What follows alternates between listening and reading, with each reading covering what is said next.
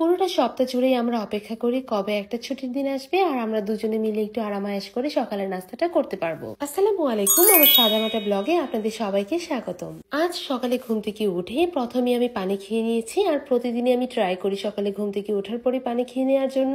I think এটা একটা ভালো অভ্যাস। আর এই ওয়াটার পটটা আমি নতুন নিয়েছি, আগের যে ওয়াটার পটটা ছিল সেটা এবার ট্রেন জার্নি করার সময় হারিয়ে গেছে কোনোভাবে। আর ওইটা মূলত আমার অফিস থেকে দিয়েছিল, যেটা হারানোর পর আমার খুবই কষ্ট লেগেছে। এই ধরনের ওয়াটার পট গুলো আমার খুবই ভালো লাগে, কারণ এটাতে ঠান্ডা পানি রাখি কিংবা গরম পানি রাখি না কেন, এটা যেমন রাখবো তেমনই থাকে। তারপর চট করে ফ্রেশ হয়ে নিলাম, আর গতকাল রাতেই আমরা প্ল্যান করে রেখেছিলাম আজকে সকালের নাস্তায় সবজি রুটি করব। প্রথমে আমি কিচেনে ঢুকে রুটির ডোটা করার জন্য একটু গরম পানি বসিয়ে নিয়েছি, আর পানি গরম হতে হতেই আমার কিছু বাজার গোছানোর কাজ ছিল, ভাবলাম সেটা এই ফাঁকে করে ফেলি। এই বাজারগুলো আমার বাসায় যাওয়ার আগেই করে রেখে গিয়েছিলাম, যেটা সময়ের স্বল্পতার জন্য তখন আর গোছাতে পারিনি।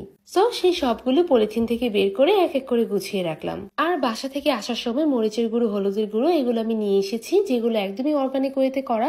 আমি মূলত প্রতিবারই এই কাজটা করি, কারণ নিজে মরিচ কিনে হলুদ কিনে ভাঙানোটা বেশ কষ্টসাধ্য। সেই সাথে আম্মু রেশনের ডাল, চিনি এগুলো আমাকে দিয়ে দিয়েছে।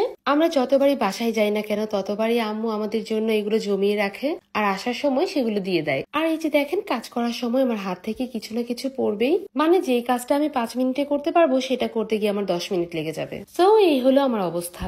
তবে আমি চেষ্টা করি মাসের শুরুতেই সব বাজার করে রাখার জন্য, এটা আমার একদমই সংসারের শুরু থেকেই অভ্যাস। প্রথমে লিস্ট করা, বাজেট করা, এই ব্যাপারগুলো কেন জানি আমি খুব এনজয় করি। এতে করে যেমন সময়টা বেঁচে যায়, ঠিক তেমনই ভাবে পুরো মাসটাও টেনশন ফ্রি থাকা যায়। যাই হোক, পানিটাও ততক্ষণে গরম হয়ে গিয়েছে, আর এদিকে আমার বাজার গোছানোটাও শেষ। আর কাজ করতে করতে প্রচন্ড ক্ষুধাও লেগে গিয়েছিল, তাই ভাবলাম তাড়াতাড়ি করে রুটিগুলো বানিয়ে ফেলি। তো প্রথমে আমি ডো তৈরি করার জন্য ময়দাগুলো নিয়ে নিই, আর তাতে পর্যাপ্ত পরিমাণে লবণও দিয়ে দিই। আর এরপর গরম পানি ঢেলে ডোটা তৈরি করার চেষ্টা করছিলাম, কিন্তু এতটাই গরম যে আমি হাত দিতে পারছিলাম না। তারপর মনে হলো আম্মু ডো তৈরি করার সময় চামচ কিংবা খুন্তি এগুলোর সাহায্য নিয়ে ডোটা তৈরি করে। সো আমিও এই প্রসেসটাই ফলো করলাম, আর যখন একটু ঠান্ডা হলো তখন হাতেই সবগুলো মথে নিলাম। আর এরপর আমি খুবই সাবধানতার সহিত রুটিও বানালাম, যেন মানচিত্রের মতো আকার না হয়ে যায়। আর শুকরিয়া যে সবগুলো রুটি মোটামুটি রাউন্ড শেপেরই হয়েছিল।